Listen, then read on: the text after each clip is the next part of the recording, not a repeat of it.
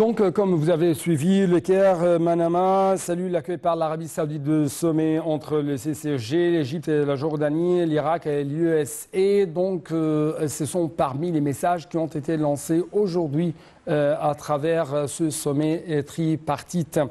Justement, pour avoir plus d'explications, plus d'analyses, nous allons recevoir dans les prochains moments un appel téléphonique de la part de l'un des experts onusiens, si je peux dire, expert même dans le domaine politique. Il s'agit de M. Hani Abdelaziz. Monsieur Hani Abdelaziz, est-ce que vous, actuellement, est-ce que vous êtes sur la ligne de l'Internet international? Oui, merci, je vous entends bien. Donc, bonsoir, et merci beaucoup pour nous rejoindre à travers la ligne. Ma question porte sur quelle est l'importance, d'après votre point de vue, quelle est l'importance de la tenue de ce sommet tripartite précisément dans ce temps? Eh bien, pour moi, je pense que c'est tout à fait clair. C'est-à-dire, c'est un sommet tripartite entre l'Égypte, la Jordanie et le Bahreïn, qui vise sûrement à consolider, se concerter, consolider les positions, se concerter entre amis et frères avant la tenue de la réunion plus importante et plus grande qui va se tenir en Arabie Saoudite très prochainement. Donc voilà, c'est sûrement une réunion de consultation pour préparer les positions communes qui seront prises durant cette réunion qui va se tenir bientôt, comme je l'ai dit. Oui, mais j'aimerais bien savoir votre point de vue, ou quel est, ou même comment vous lisez les différents partenariats tripartites tenus par l'Égypte, par exemple l'Égypte, l'Irak et l'Égypte et l'Irak et la Jordanie, l'Égypte, la Jordanie et les Émirats arabes unis, et bien sûr ça du point de vue sécuritaire, stratégique, économique. Je pense et je crois, mais c'est à titre tout à fait personnel et c'est une idée tout à fait modeste et humble, qu'il y a des changements importants qui risquent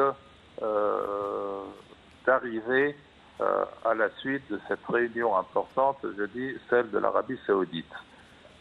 C'est pour cela que cette réunion de préparation aussi est très importante. N'oublions pas qu'il y a pas plus d'un mois, il y a eu tout de même une réunion des ministres des Affaires étrangères de différents pays de la région en Israël, où l'on a parlé d'un éventuel forum de discussion, d'échange d'idées. Forum, c'est une expression assez vague. On ne sait pas si cela devrait être un forum formel, donc une sorte de prise de position commune, de coalition, même d'alliance ou d'organisation, soit une question de consultation informelle. Je pense qu'un sujet de cette importance risque, je dis bien risque, je ne suis pas dans le secret des lieux, d'être soumis à la table des négociations de la réunion de l'Arabie Saoudite. Bien sûr, la réunion est délicate puisqu'il y aura en arrière-plan le différend américain saoudien avec le prince héritier, qui est l'homme fort de l'Arabie Saoudite, concernant l'affaire Khashoggi. On ne sait pas comment cela va se dérouler, comment on va arrondir les angles. Il y a éventuellement aussi la question de la position américaine concernant la situation au Yémen, qui est étroitement liée à la situation en Iran. Donc d'après vous, ce sommet prévu entre ces différents pays arabes et l'USA représente un sommet ou est considéré comme un sommet très important pour toutes ces parties.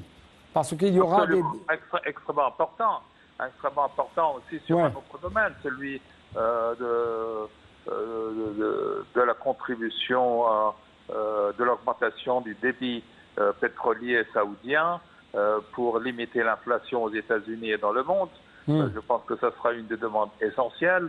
L'Arabie saoudite n'est pas absolument libre dans ce domaine puisqu'elle a des liens très puissants de coordination et de consultation avec la Russie qui est aussi un très grand producteur de produits fossiles. Donc ça va être sur la table des négociations. Je pense que ça va être des négociations très très serrées. Je ne suis absolument pas sûr que l'on va arriver à des accords sur tous les points de contentieux. Mais d'après votre prévision, est-ce qu'on va mettre de l'huile sur le feu ou plutôt calmer et réduire les tensions entre le monde européen, le monde américain et les Russes? Je ne pense pas que cette réunion pourra jeter du feu, plus d'huile sur la situation en Europe centrale et en Europe de l'Est. Non, je ne le pense pas. Nous ne sommes pas des joueurs très importants dans ce domaine. Nous sommes des joueurs importants, l'Arabie saoudite et les Émirats. Je n'ai pas entendu beaucoup parler des Émirats ces derniers temps à ce sujet. Mais ces pays sont importants dans le domaine pétrolier. Il faudrait savoir pourquoi le Qatar est absent et n'assistera pas à la réunion. Mais monsieur, permettez-moi de vous proposer cette question. Comment nous ne sommes pas, si je peux dire, une partie importante dans ce qui se passe sur la scène internationale, alors que nous sommes très affectés par ça énergétiquement, de point de vue sécurité alimentaire, de point de vue économique bien sûr. Et justement, si je peux dire, les pays du Golfe, en d'autres termes, refusent de payer les dégâts ou les répercussions de cette guerre russo-américaine sur la terre ukrainienne. Oui, laissez-moi exprimer ce que je voulais dire, enfin expliquer ce que je voulais dire. Je voulais dire que nous ne sommes pas des joueurs importants qui peuvent affecter le déroulement de la guerre ou de la situation de violence qui existe, de violence extrême, qui existe en Europe centrale et en Europe de l'Est, aussi, qui affecte toute l'Europe occidentale et toute l'Europe en particulier. Donc l'impact que nous pouvons avoir est dans le domaine pétrolier. L'Arabie saoudite, les Émirats en particulier, je demande quel rôle le Qatar joue. Mais il y a aussi des questions extrêmement importantes. Je me demande combien de temps cela va prendre pour discuter et négocier tout cela. Il y a la situation américaine, qui n'est pas totalement la même position israélienne concernant l'Iran. La position américaine n'est pas celle de l'Arabie saoudite concernant le Yémen, pour des raisons de trafic maritime, de transport de pétrole, etc., et de commerce international. Il y a beaucoup de sujets lourds, très lourds, qui doivent être abordés. Monsieur Hani Abdelaziz, avant de vous quitter, je dois retourner encore une fois à ces sommets, ou plutôt à ces partenariats tripartites tenus par l'Égypte et les autres, ou deux autres pays arabes, que ce soit l'Égypte, l'Arabie saoudite et un des pays du Golfe, ou les Émirats arabes unis par exemple, au Bahreïn. Bahreïn, Jordanie, Égypte, Irak, Jordanie, et ainsi de suite. Donc comment ça affecte, ou si je puis dire, impacte positivement l'action arabe commune? Je pense que ces pays sont modérés dans leur attitude. Qu'ils joueront un rôle de médiation dans tout cela, puisque ces pays ont des intérêts immenses, bien sûr, avec les pays du Golfe, l'Arabie saoudite, les Émirats, etc., mais aussi ont des intérêts avec les États-Unis, ont des intérêts avec la Russie. Tout ce qui les intéresse, à la fin, à mon avis, c'est la stabilité de la paix dans la région, et d'arriver à des accords profitables à tout le monde. Voilà. Donc, il pourrait jouer un rôle de conciliateur pour arriver à des solutions, à des compromis.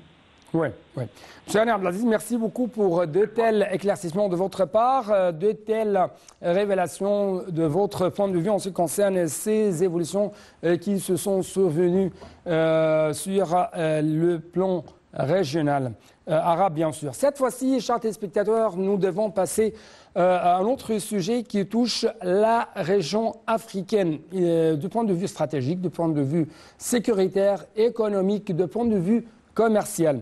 Justement, sur la terre égyptienne, dans la nouvelle capitale administrative, il y a presque 4 jours, la Banque africaine d'import-export, Afreximbank, a tenu ses assemblées annuelles 2022, y compris la 9e, ou plutôt 29e Assemblée générale annuelle des actionnaires des activités connexes au Caire en Égypte du 15 au 18 juin 2022. Qu'est-ce que s'est passé? C'est ce qu'on va savoir dans le prochain reportage de Dalia Karam. Après ça, bien sûr, je dois même vous proposer les autres messages qui ont été bien sûr adressés par le président au monde extérieur, au monde africain, à propos de comment arriver à une sorte d'intégration commerciale et surmonter tous les défis auxquels font face actuellement